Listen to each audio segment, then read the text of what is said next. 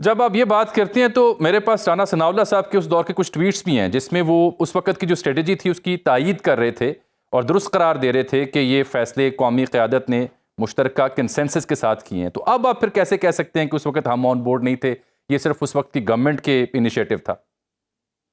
नहीं, हम तो कभी भी ऑन बोर्ड नहीं थे और तब हमारी पार्टी का ऑफिशियल स्टांस इस पे कभी ये नहीं रहा कि ये ठीक कदम है। जिस मैं पार्टी ने आपको अगर आप इजाज़त दें तारड़ साहब, ये 7 तारीख 7वां महीना 2022 राना सनाउल्लाह साहब का ट्वीट है। The parliamentary committee on national security unanimously agreed to continue talks with Tehreek-e-Taliban Pakistan. All the politicians attending the meeting agreed on having a dialogue with the banned outfit. All the proceedings will be supervised by the parliament. देखिए, ये मैं तो ये समझता हूँ कि जिस party ने रद्दुल फसाद किया, ज़रब-ए-अज़ब किया, जिस पार्टी ने दहशतगर्दी के वाक़यात का हाथ, वो पार्टी कभी भी सपोर्ट नहीं कर सकती। पार्लिमानी कमेटी में कोई बात हुई होगी, मगर तालिबान को तहरीक-ए-तालिबान पाकिस्तान को वापस लाके बसाने की बात में हमारी ना मुशावरत शामिल थी और ना हम उस डिसीजन मेकिंग का हिस्सा थे। सिक्योरिटी सिचुएशन के ऊपर जो ब्रीफिंग दी गई, हो सकता है टॉक्स के हवाले से बात तब की गई हो, मगर वापसी का फैसला, सेटल्ड एरियाज में लाने का फैसला, वो हुकूमत का फैसला था, हमारा उससे कोई लेना देना नहीं था।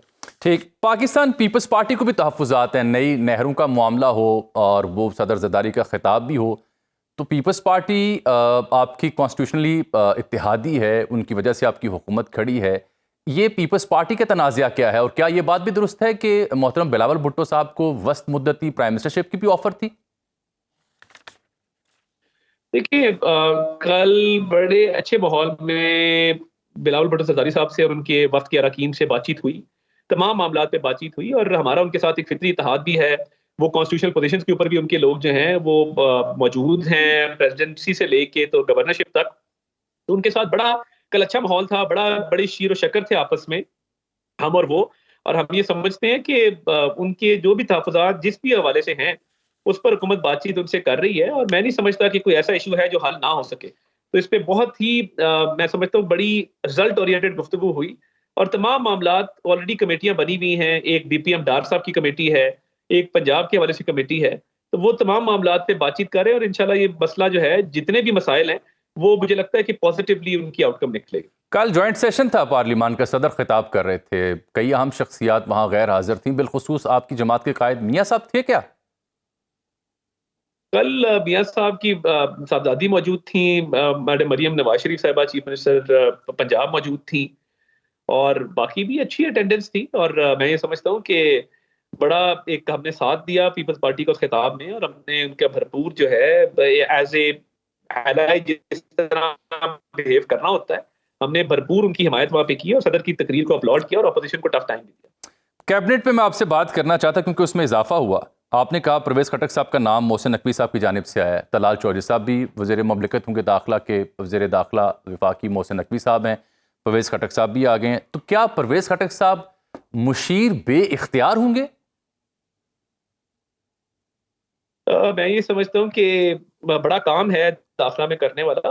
मोहसिन साहब ने अगर टीम एक्सपैंड करने पे वज़ीर-ए-आज़म से मशावरत की और इस काम को आगे बढ़ाया तो बड़ा सोच समझ के बढ़ाया है और उनको पता है कि बहुत सारे ऐसे महकमे हैं जो एलाइड डिपार्टमेंट्स हैं, जो मामलात हैं, जो तफ़वीज़ करनी होती है जिसमें रिस्पॉन्सिबिलिटी। तो मैं समझता हूँ कि एक अच्छी टीम बन गई है और हर कोई अपना रोल प्ले करेगा और बड़े एक सूझबूझ तरीके से और पाकिस्तान के मफाद को आगे रखते हुए, सिक्योरिटी सिचुएशन को देखते हुए ये अपना-अपना किरदार अदा करेंगे। मिनिस्टर एक ही है, आगे मिनिस्टर साहब जो हैं वो ड्यूटियाँ जो हैं उनकी लगाएँगे और इनको डेलीगेट करेंगे अपनी अथॉरिटी और रिस्पॉन्सिबिलिटीज़। मिनिस्टर एक ही हैं, मोहसिन नकवी साहब या तलाल चौधरी साहब?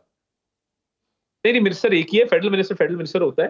फिर आगे एमओएस की जो है जॉब डिस्क्रिप्शन या एडवाइज़र की, वो ऑब्वियसली फेडरल मिनिस्टर ने तय करनी होती है बिकॉज़ सारी फाइलें फेडरल मिनिस्टर के थ्रू रूट होती हैं और सारे डिसीजन जो हैं वो फेडरल मिनिस्टर लेता है। आगे वो रिस्पॉन्सिबिलिटी फिर डेलीगेट करते हैं, वो तफ़वीज़ करते हैं, कोई भी ऐसा जो ज़िम्मेदारी हो किसी और को। तो मैं समझता हूँ कि अच्छी टीम है और तलाल साहब पहले भी एमओएस इंटीरियर रहे हैं, उनको पता है कि फेडरल मिनिस्टर के साथ कैसे चला जाता है।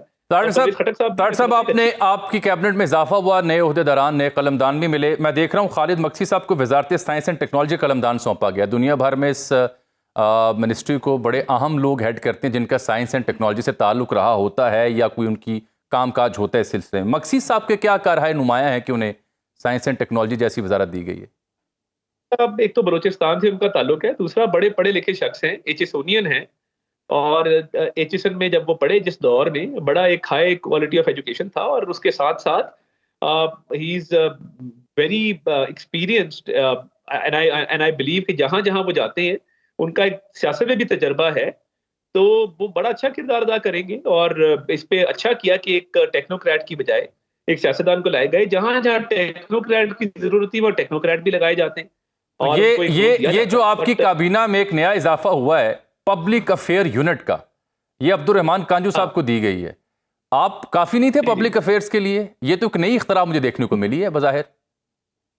ये आपको याद होगा, ये हमजा शहबाज शरीफ साहब के दौर में बना था।